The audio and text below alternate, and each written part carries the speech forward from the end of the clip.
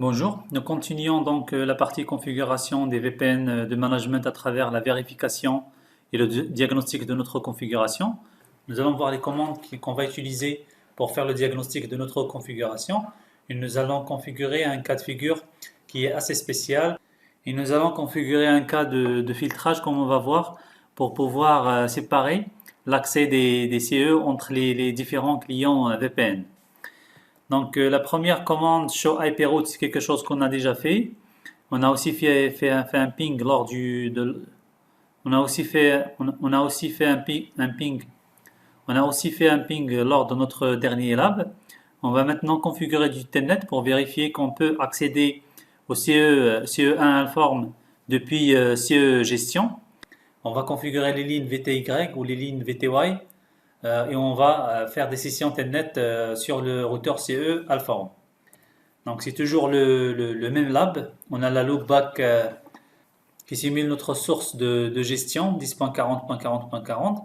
On va faire un telnet sur le CE1 du VPN Alform Paris sur la loopback 10.41.41.41. Donc on va partir sur le lab pour démarrer notre phase de troubleshooting. Donc voilà, j'y suis. Je vais tout d'abord faire des pings pour vérifier que j'ai toujours l'accès depuis CE Gestion vers le routeur CE1. Donc sur le routeur CE Gestion, je fais un ping 10.41.41.41.41 et on a dit que la source c'est la loopback 0. Donc j'ai toujours la connectivité. Je vais maintenant configurer CE1 pour pouvoir permettre des sessions Telnet sur les lignes VTY ou les lignes VTY de CE1 Alform Paris. Donc on a dit sur le routeur CE1, on va configurer le password enable tout d'abord. Conft enable password Alform. Après je vais partir sur les lignes VTY pour pouvoir configurer l'accès Telnet. Donc tout d'abord je vais donner un mot de passe pour accéder via Telnet. Je vais mettre la même chose, Alform. Et puis je vais autoriser les sessions 30, que ce soit SSH ou Telnet. Et puis je vais autoriser le fait de se loguer sur les lignes VTY. Maintenant je crois que je suis prêt pour pouvoir faire mes sessions Telnet depuis CE Gestion. On va tester. On part sur CE Gestion. Donc je vais faire un Telnet 10.41.41.41 et je vais mettre source interface loopback 0 parce que c'est l'interface qui peut accéder au CE1 parce que c'est la route qu'on a partagée avec CE1 Alform.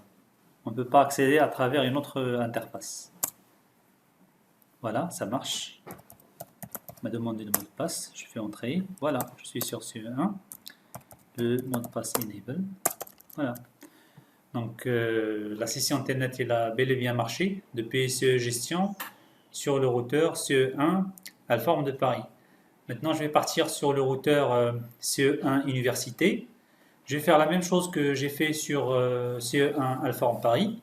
Et on va voir qu'il y a un partage de route entre CE1 Alform Paris et CE1 Université qu'on va devoir contourner via la configuration des filtres. Donc je vais faire la même chose sur CE1 Université.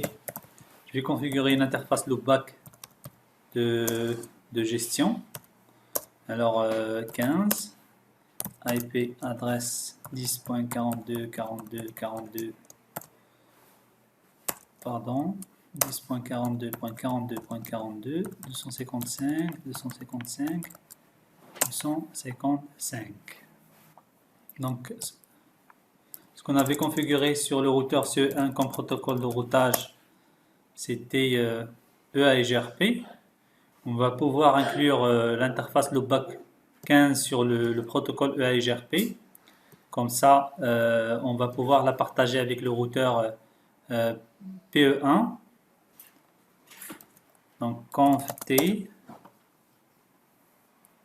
routeur EA et gRP network 10.42.42.42 0.0.0.0 et je vais mettre un passif interface loopback 15. Alors à ce stade-là, j'ai configuré ce 1 université. Je vais partir sur le routeur PE1 pour compléter la configuration. Alors sur le routeur PE1, je dois pouvoir recevoir la route de CE1 université sur la VRF universe. Show hyperroute VRF universe. Je l'ai reçu à travers le protocole AEGRP qui est configuré sur la VRF universe.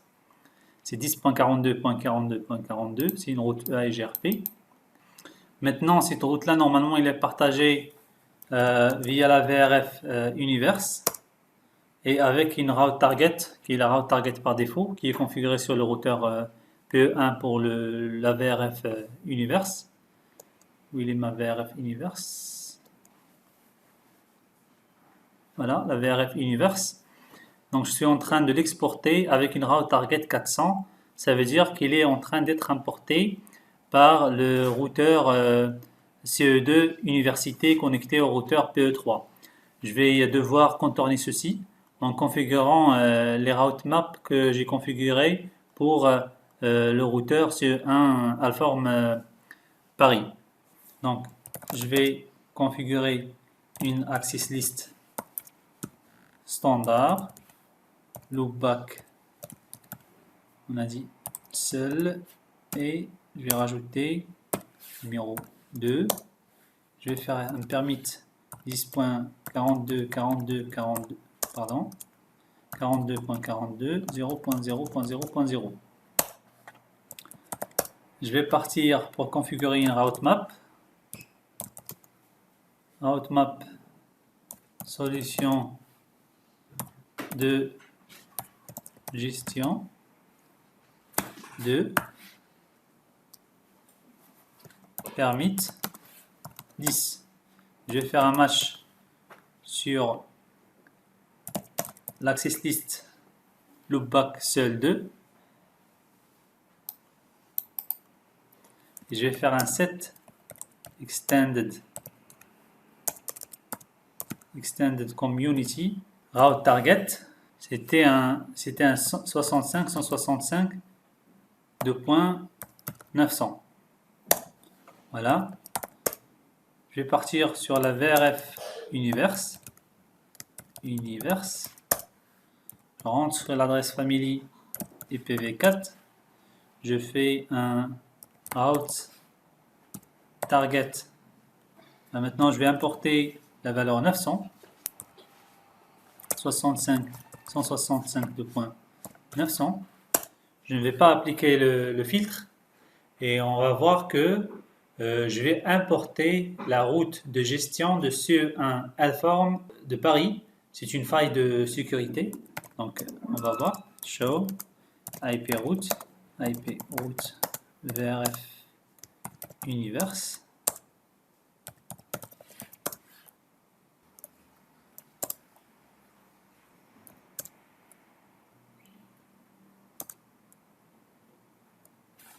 Voilà, je l'ai reçu via le protocole BGP.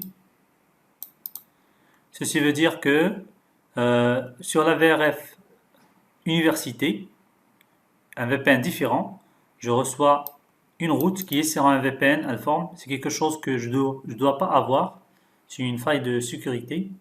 Donc on va devoir faire une configuration pour pouvoir me permettre que les routes de CE Université et les routes reçues de CE Gestion de l'opérateur. Donc on va configurer notre route map pour pouvoir filtrer les routes qui sont reçues par PE1 sur la VRF Universe. Donc je vais créer une access list standard. On va la nommer loop back seul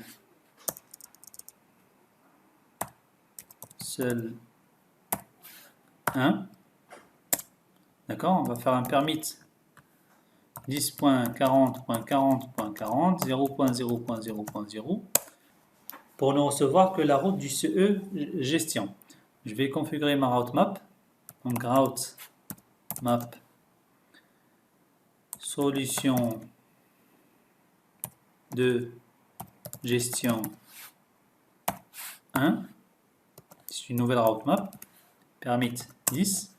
Donc ça doit matcher sur l'access list IP address, l'access list loopback seul 1. Donc si une adresse, si la condition respecte les routes qui sont incluses dans cette access list, la route il va passer, il va être installé. Donc je vais rajouter la ligne. Je vais rajouter un nouveau permit sur l'access list standard loopback seul 1. Je vais mettre un permit 192.168.121.0.0.0.255. C'est le réseau de CE2 université que je recevais auparavant. Je vais vérifier mon access list, IP access list. Donc voilà, j'ai l'access list. J'ai l'access list loopback seul 1 qui inclut les deux subnets 10.40.40.40/32 et le subnet CE2 université. Donc je vais refaire un clear IP route VRF univers étoile et je vais faire un show IP route VRF univers.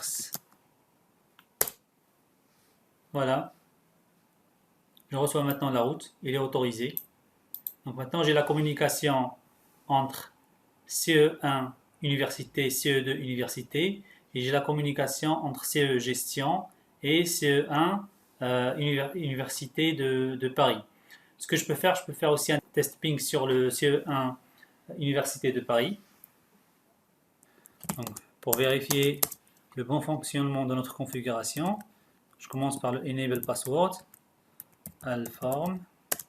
Je rentre sur les lignes de TY, je configure un password, alform.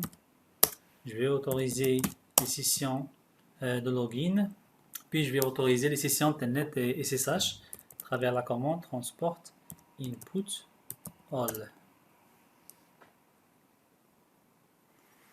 Donc je vais aller tester depuis CE gestion. Tout d'abord, je vais rajouter une route sur le routeur CE gestion pour pouvoir accéder à l'adresse 42.42.42 et je vais la pointer vers l'adresse 1 de CE gestion, ça veut dire 10.240.240.1. Voilà. Donc je vais déjà faire un ping sur 10.42.42.42 et je vais sourcer depuis mon adresse loopback 0. Voilà. Je vais faire maintenant le telnet 10.42.42.42. Si ça ne marche pas, c'est normal parce que je n'ai pas spécifié l'adresse source de ma session telnet. CE1 univers de Paris ne connaît que l'adresse loopback CE gestion. Donc ici, il a dû utiliser l'adresse loopback, ici il a dû utiliser l'adresse 1 pour faire sa session telnet. Donc il n'a pas été autorisé. Donc je vais mettre source interface loopback 0. Voilà, ça marche. Alform, enable, alform. Je suis sur le routeur CE1 université. Alors sur ces dernières vérifications, je vous remercie d'avoir suivi attentivement la configuration du VPN de management et je vous donne rendez-vous dans notre prochaine vidéo pour creuser plus dans la configuration des services avancés des VPN MPLS. Merci. À tout à l'heure.